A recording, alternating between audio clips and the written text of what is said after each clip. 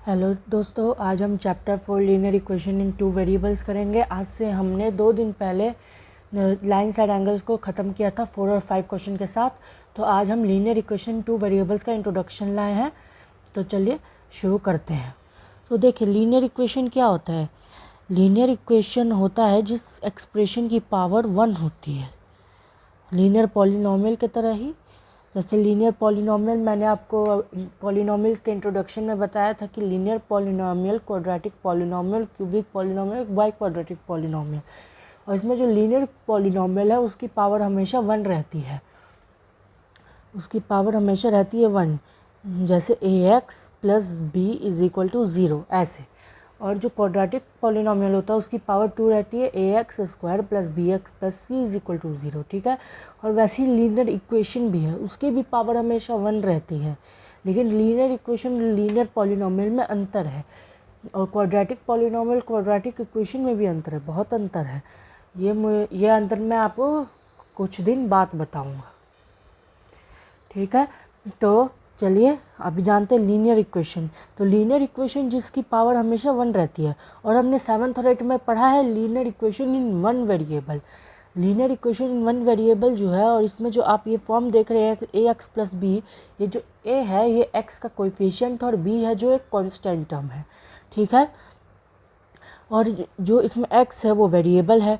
और हमने पढ़ा है 7th और 8th में लीनियर इक्वेशन इन 1 वेरिएबल्स, जिसमें कि बस एक ही वेरिएबल होता है, 2 वेरिएबल नहीं होता है। चाहे वो x भी हो सकता है, y भी हो सकता है, z भी हो सकता है, कोई और वेरिएबल भी हो सकते हैं। लेकिन जो इस क्लास में हम पढ़ने जा रहे हैं, इस चैप्टर में लीनियर इक्वेशंस इन 2 वेरिएबल्स, इसमें हम इस बार 2 वेरिएबल होने वाले हैं। जैसे कि ऐसे होने वाले ax plus b y plus C is equal to 0। ठीक है। ये हमारा लीनियर इक्वेशन इन 2 वेरिएबल्स का फॉर्म है।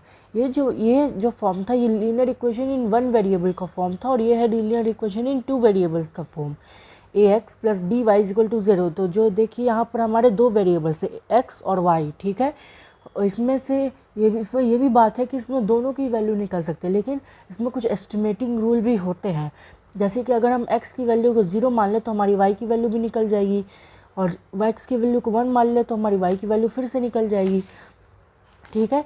यही इसमें रूल लगते हैं, और इसी से हमारा ग्राफ भी बनता है।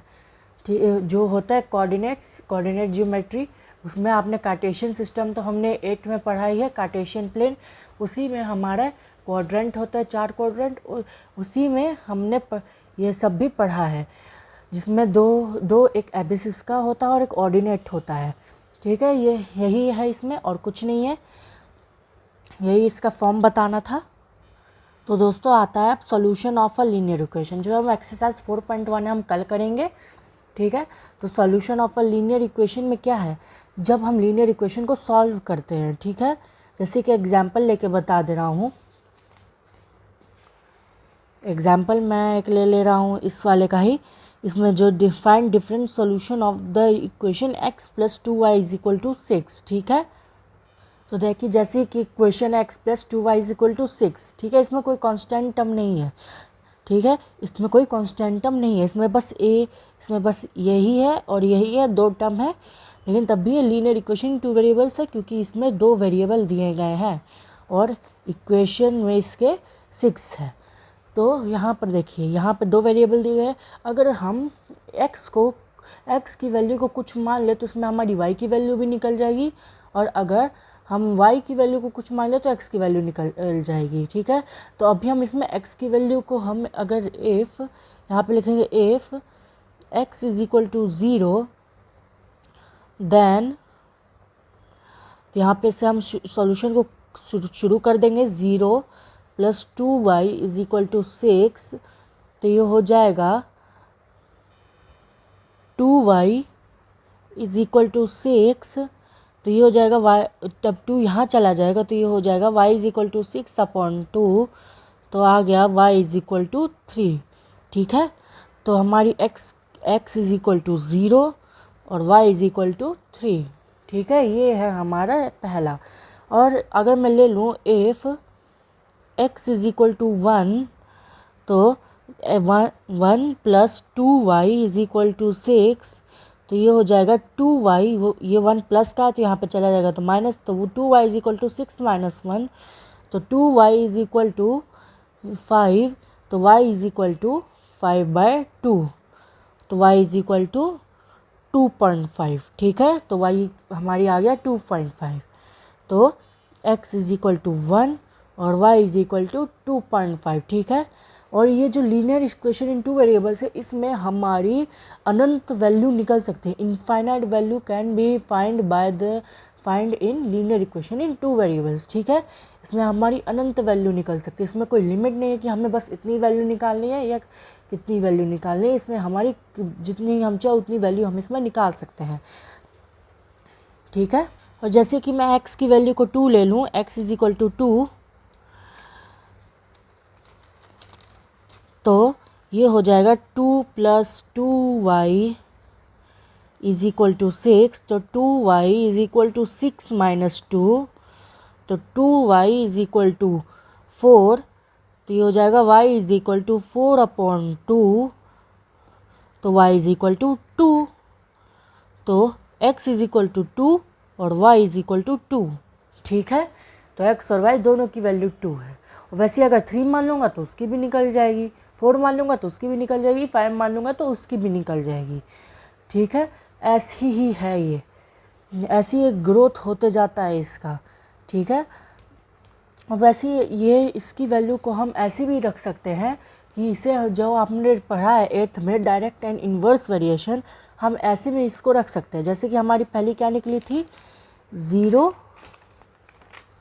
0 और 3, 0 और 3 से हमारी यहाँ पर लिखेंगे x और यहाँ पे y, तो x की वैल्यू हमारी क्या थी पहले 0, फिर 3, फिर x की वैल्यू हमारी थी 1, तो यहाँ पे फिर x की वैल्यू हमारी कितनी आई थी, x की वैल्यू हमारी आई थी 1 थी, तो हमारी आई थी फिर 2.5, x की वैल्यू आई थी हमारी 2.5, तो फिर जब हमारे x की वैल्यू 2 थी तो हमारी आई 2, और फिर अगर x की वैल्यू अगर हम 3 डालें तो आएगी 1, सॉरी 3 डालेंगे तो आएगी हमारी 3/2। ठीक है, ऐसे ये चलता जाएगा, ये अनंत तक चलता जाएगा ये हमारा, और इससे हमारा ग्राफ भी बन सकता है। ये कैसे बन सकता है ये अभी तो मैं नहीं जानता, लेकिन अगर हम जब कोऑर्डिनेट जियोमेट्री करेंगे तब हम इसको देखेंगे कि हमारा ग्राफ इससे बन सकता है या नहीं। वैसे इससे बन सकता है। ठीक है, मेरे बात पे कुछ सीरियस मत लीजिएगा, लेकिन इससे बन सकता है, पूरा बन सकता है। यहाँ पे हमारे ये हमारा एबिसिस का भी है और ये हमारा ऑर्डिनेट भी है, एबिसिस का ऑर्डिनेट, एबिसिस का ऑर्डिनेट, एबिसिस का ऑर्डिनेट, ऐसे कर करके हमारे ये ग्राफ बनता जाएगा। ठीक है, तो आज की वीडियो में इतना ही, क्योंकि इसमें कुछ है ही नहीं। लीनियर इक्वेशन इन टू वेरिएबल्स बहुत आसान है, इसमें कुछ सोचने वाली बात है नहीं। दोनों एक्सरसाइज भी बहुत ईजी हैं। तो कल हम एक्सरसाइज 4.1 को क्लियर कर देंगे और परसों हम एक्सरसाइज 4.2। दोस्तों वीडियो कभी कभी आती नहीं है तो प्लीज़ वो मत कीजिएगा, मेरी वीडियो को भी देखा करिए, क्योंकि मेरी वीडियो डाउन होते चले जा रही हैं, ना कि सब्सक्राइबर भी नहीं बढ़ रहे हैं, और मेरे शॉर्ट्स वीडियो पर भी ज़्यादा व्यूज़ नहीं आ रहे हैं। तो थोड़ा देख लीजिएगा, एक और बार देख लीजिएगा ताकि व्यूज़ आ जाए। ठीक है, तो अभी आज के लिए बस इतना ही, तो मिलते हैं कल, तब तक के लिए बाय।